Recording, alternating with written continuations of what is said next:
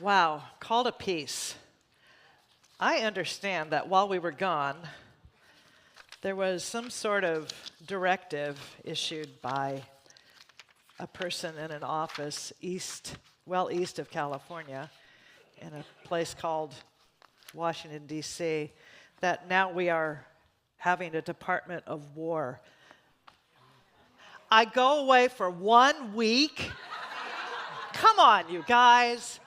Come on. Doesn't matter. This is the Department of Peace.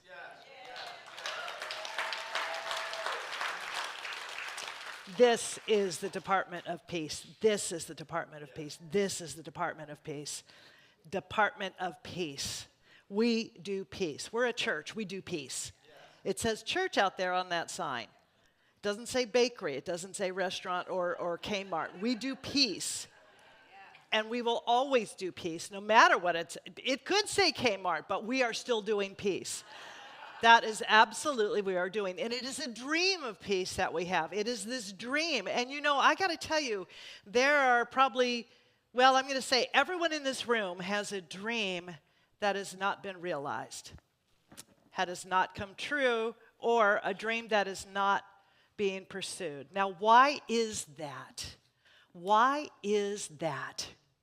You know, I think that there can be a gap between what we deep down really, really want, we know that we've been put here to do, and the actual doing. There can be a gap, and that's what I want to sort of explore.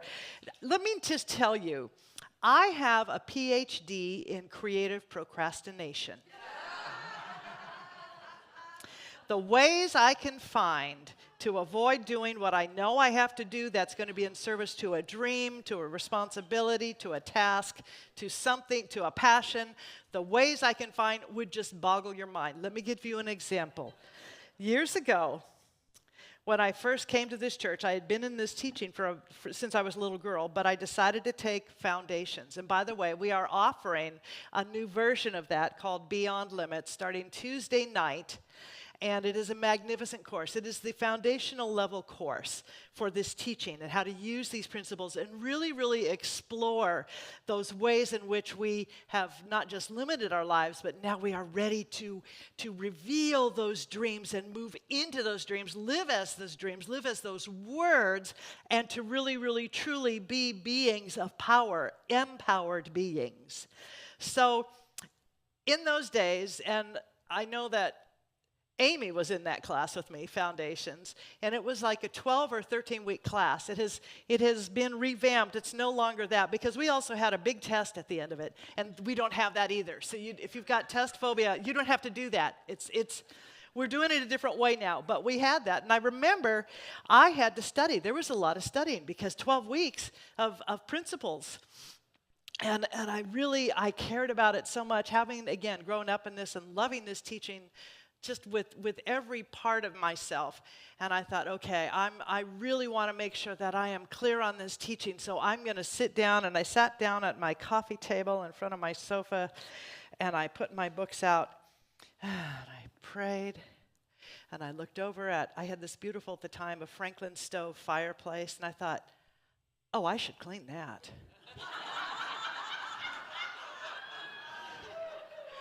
And the years before and the years since, I had never cleaned a fireplace. I never saw for one thing, it's California. How often do we use it? I mean, the one I have right now, at our house, we have logs and little twinkly lights in there. We don't use a fireplace. And I looked and went, oh, that needs cleaning. So I got a box and I started brushing. I said, wow, you know, it's looking, I should paint it. So I go to the hardware store, and I'm looking at paint. Okay, well, up to a 500 degree. No, that's not good. Up to 1,000 degrees black. Okay, good. So study here. Fireplace, now clean and painted. Are you kidding me? I can find magnificent ways to not do what is in front of me to do. Anybody else? Yeah, okay. By the way, if you want to come clean my fireplace, even though we don't use it, it's there. Studies will bear me out, and I know that this is true, that when we do not pursue those dreams, the cost is high. We pay a high price. Here are some of the things that happen. We pay a price in the realm of regret, self-loathing, lost potential, unhappiness, poor health. I really know how to light up a room, don't I? And if you and I could really, truly measure the costs of going through life without pursuing our dreams, we'd be running for the door with our hair on fire so that we could get started on it right now. I know that that would be true. So my talk is, what are you waiting for? What are you waiting for? And here are some things that I think come up for us that get in the way of doing that thing now. Do it, do it, do it. You know, pursue that dream, do that passion. Whatever that goal is that has been calling, that wakes you up at 3 in the morning. But see if these don't resonate. We worry about what other people are going to think of that goal. Yeah, if you're a people pleaser, nobody here, of course, then you live you strive to keep other people happy and comfortable. Gosh, codependency is a wonderful thing, isn't it? You settle and you compromise. Because, you know, what are they going to think of me? What are they going to say? How am I going to make them uncomfortable if I pursue my dream? Ooh, anybody got that one going on? If I really, really listen to that authentic self that is within me, and I am living in a relationship, a family, whatever it is, how am I going to disrupt somebody else's comfort? How am I going to screw up their life? Anybody grow up like that? I know I did. Thinking that time has to be just right, or the ducks are all in a row, that you've gotten everything. Okay, now, my ducks have never been in a row, and I'm pretty sure that a couple of them are pigeons, maybe donkeys. And they do not line up. So, yeah, that's not going to happen. But what we do is we engage in a lot of busy work because it feels like we're being productive. Perfectionism. That prevents us from even taking a first step, let alone committing to a plan of action, creating anything that's meaningful. Or we might start to do that plan of action, but then we go, well, that's not going to be good enough. What about that? What about that? What about that? Oh, there's that duck again. What do we do? What do we do? Social media and endless entertainment options. There's a really, really good way to get distracted. Really good way. I don't think I need to say anything about that. There's also the psychological comfort of staying in our current situations. Even if they're not ideal, they're familiar, right? Dreams require us to risk failure. They require us to risk judgment and discovering that we're not as capable as we'd hoped. Distraction can feel safer than vulnerability. Here's the thing about our dreams. The dreams are the opening, the way that spirit gets our attention for that greater dream, for that greater idea. God always has a bigger idea.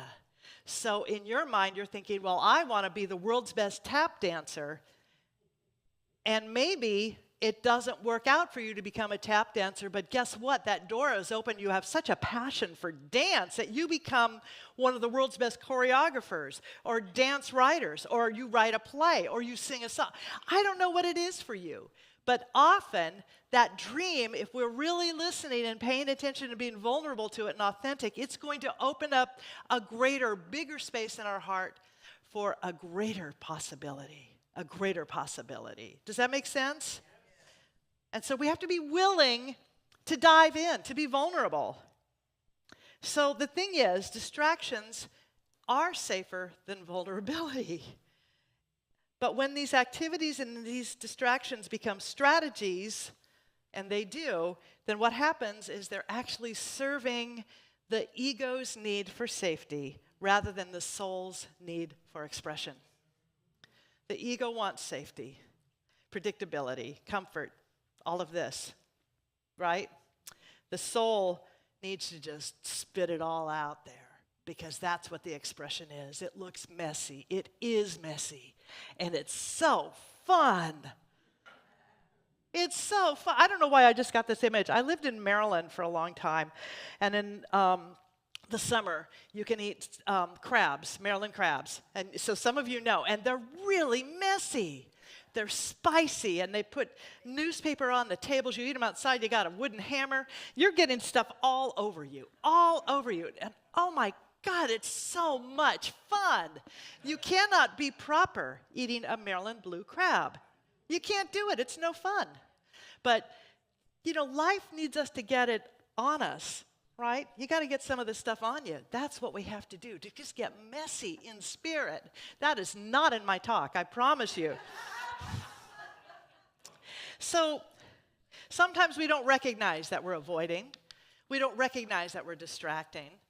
And yet my invitation for us today is I want us all to consider cutting through all of that stuff, all of the BS, the belief systems. I'm keeping it clean here.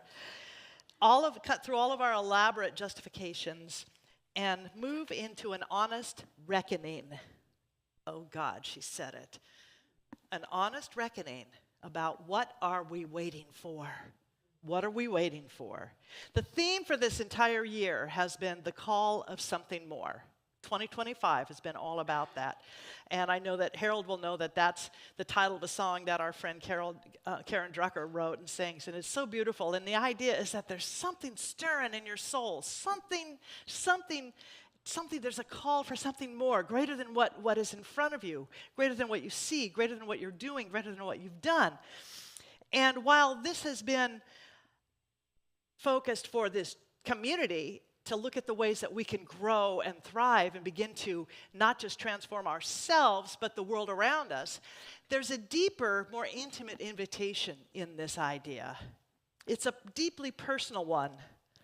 And it's for each of us to wake up and to go beyond the familiarity of our fears, to go beyond the safety of those limiting thoughts, and to go beyond those areas of life where we have settled or given up. It's time for us to wake up. I'm thinking of something that I heard a teacher once say, that we all want to believe that the sound that is going up to the mystical God of heaven, which is not the one that we teach, but just ride with me on this for a bit. We want to think that Om is the sound that's going up. You know what's really going up there? Let's change that. Oh my God. Howard Thurman is a writer that I really, really like, and he said this: there is something in every one of you that waits. It listens for the sound of the genuine in yourself. And if you cannot hear it, you will never find whatever it is for which you are searching. And if you hear it and then do not follow it, it was better that you had never been born. Dun, dun, dun. Bum, bum, bum. Feel free. That's it right there. You are the only you that has ever lived. Your idiom is the only idiom of its kind in all existence. And if you cannot hear the sound of the genuine in you, you will all of your life spend your days on the ends of strings that somebody else pulls. Now, amen is right. When 1945, when the Gnostic Gospels were discovered, one of them, and that is from the Gospel of Timothy, that resonates a lot for me, and I'm just going to briefly say what it is because I can't get the words exactly right, but the idea is there is that within you which will save you. If you do not respond to that which is within you, then that which is within you will destroy you. So again, it's the sound of the genuine. If we do not listen for that voice, if we do not seek out the sound of the genuine, it's as I read earlier, that thing of regret, self-loathing, disappointment, frustration. Those are high prices to pay. Those are high prices to pay. And yet we are here for more. So here's a little religious science 101. If this is your first time in a church like this, in a center like this, let me just give you a little bit of background. This teaching is based upon a very powerful, simple spiritual idea that says it is done unto us as we believe. That's it. With that simple premise, we seek to intentionally instill beliefs within ourselves that are anchored in love, wholeness, rooted in infinite possibility and divine connection. We connect with the guidance of that still small voice within, the sound of the genuine. We consciously move into embracing engaging with and recognizing that we are surrounded and filled with a power and presence that seeks to support us, to fulfill us, and to bless us in living full and creative lives. That is the purpose of God. That is the purpose of life. That is the purpose of you and me. At the same time we examine limiting beliefs, and this is something we do in our classes, we look at those beliefs we've gathered along the way that have not raised us up. You know, the ones that we have inherited from someone who said, you're not good enough, you're not smart enough, you're too tall, you're too short, you're too white, you're too black, you're this, you're that, whatever it is. We look at those beliefs. That's the BS. Those are the belief systems that we have. And we seek to identify those and to let them go. And then in their place, because two things cannot occupy the same space at the same time, this is quantum physics, basic physics right there. In their place of that limitation, we put in possibility. We put in beliefs about the divine that we are, the infinite that we are, the divine sublime that has created us and sustains us through all that we are, that God has got our back, the universe has got our back, that we are not just, here's the example I saw this morning when I was meditating. We are not just Niagara Falls coming over into and spilling and doing all that. You know that we have the entire Lake Erie behind us? We've got all of Lake Erie. Or we're not just a little stream of water. We're the entire ocean. It's trying to do this to us. Come on, come on. That's what we have. That's what we have. So we learn to cultivate beliefs in our own innate divinity so that we know that we are indeed created in the image and likeness. We're not just God adjacent. We are God expressions. If you don't like the word God, we're not just spirit adjacent. We are spiritual expressions. We are divine. Divine in creation, infinite in potential. That's what Raymond Charles Barker said. So one of the most powerful tools we have in this teaching happens when we come into the awareness that the words we speak, the thoughts we think, the feelings we feel, all combine to create the lives we want or the lives we don't want. Because this law that we call cause and effect is always operating. It's always operating. So it behooves us to wake up and to really look at what it is that we are thinking on a daily basis. Those little random thoughts of, oh darn, I stepped in some gum, that's not going to hurt you. But it's, oh my God, it happens every single time. Every time I walk out the door, I step in gum, I step in this, I step in this, I step in this. My life is cursed. I am a horrible person. I'm not good at. That's the one that manifests in your life. That's the word. Now, if we're not paying attention, we are not creating lives that we want. In other words, it feels like somebody else is pulling the strings, right?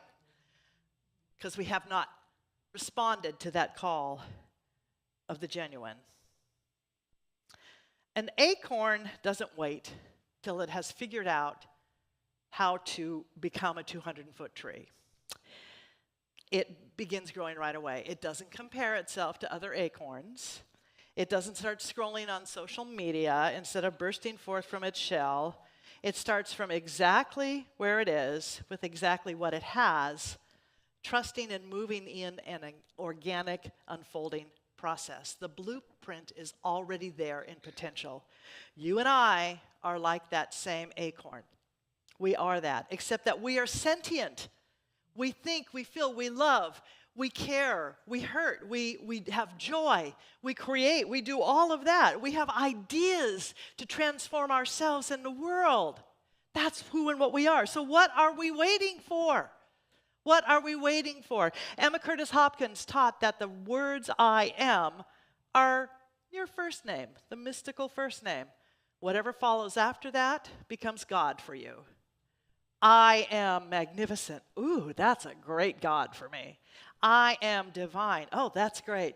I am a failure. Okay. Universe only says one thing, yes, and goes, okay, well, okay. It's not what I would choose for you, but there you go. I am. So there's a root word. There's a word let me go back. In the Aramaic roots of the Hebrew language, there's a word abracadabra. I will create as I speak, or it came to pass as I spoke. It is believed to be connected to another word, abracadabri, meaning I create as I speak. And you and I have inherited this word, and we know it as abracadabra. You've all seen Harry Potter, right? Abracadabra. So our version of this word in this teaching is, and so it is. And so it is, which means we know that our word has the power and presence of God flowing through it, that it is always active. And we are actively declaring, I create what I speak. Abracadabra means I create what I speak. It doesn't mean, for us, it's not wishful thinking, it's not sprinkling fairy dust and having unicorns appear, it's not magical thinking, it's acknowledging that we are in alignment with a spiritual law that our words, our thoughts, our feelings are creative. So when you hear that word, when you speak that word, that's not about from outside you something is coming in.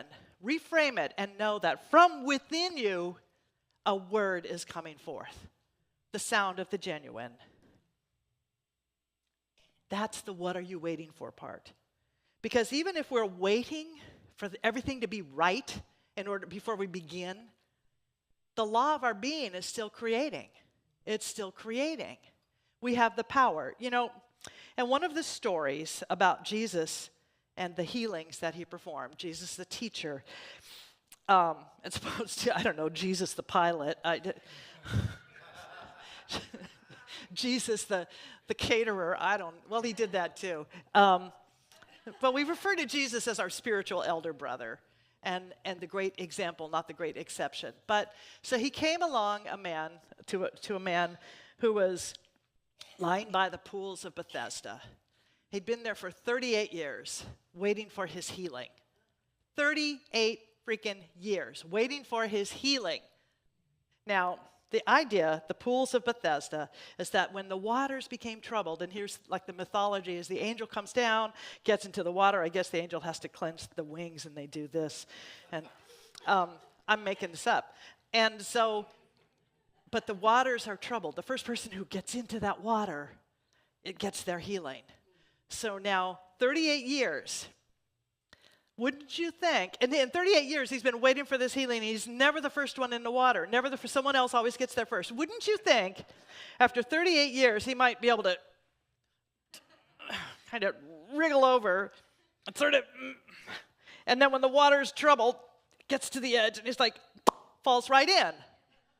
But he never does that. He's got a story about it. So Jesus comes along. I thought that would get a bigger laugh. Anyway, so Jesus comes along and he says, wilt thou be made whole? And the guy starts telling him his stories. Well, 38 years, man, I haven't been able to get over there. 38 years. Everybody gets there first. I'm the one who's always here left behind. Wilt thou be made whole? Jesus is like, okay, I know I'm supposed to be patient and perfect, but come on. And this guy's going, well, more story. Here are my excuses. Here's everything else, everybody else, blah, blah, blah, the whole thing, ducks in a row, all of that stuff. And finally, Jesus, you got to know he's frustrated. Wilt thou be made whole? Come on, it's a simple question. Yes or no? Do you want to be made whole or not? And he says, yes, finally. Oh. Well, take up thy bed and walk. Pick up your blanket and get the hell out of here. And get out of here. Hey, listen, that's cleaner than it was going to be. So he finally says yes, and he's healed. Metaphysically, Bethesda means house of mercy, house of healing. House of mercy, house of healing. Those waters, metaphysically, represent the flow of life. The flow of life, that the realization and consciousness that our life is constantly being purified, healed, and made new by the activity of mind, divine mind. Yet, if we are not available to it, if we're sitting by the side of the pool, arguing for our limitations and saying, well, I'm never going to get in there, but I'm going to sit here anyway because it gives me something to whine about. If we are doing that, then transformation can't happen. The dream can't come true. We can have our story, or we can have our healing. You know, there's an old line that I always used to hear in Course in Miracles. Do you want to be right, or do you want to be happy? And of course people go, well, being right makes me happy.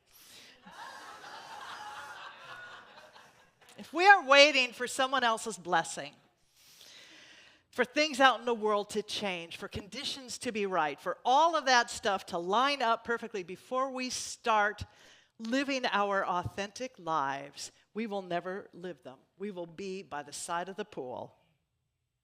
Rumi wrote, "Let yourself be silently drawn by the strange pull of what you really love. It will not lead you astray."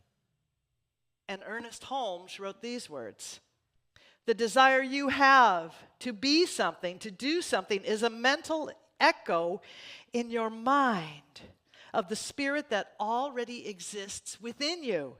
It is the spirit within you seeking an avenue of expression through you." What are we waiting for? What are we waiting for? What further proof do we need to know that this abracadabra, this create what we speak what we want to create, creates either a department of war or a department of peace?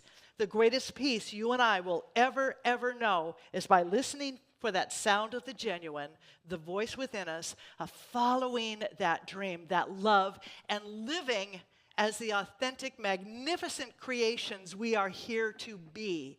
Because as we live in magnificence, guess what happens to the world around us? The world lives in magnificence. And so it is. Let's pray.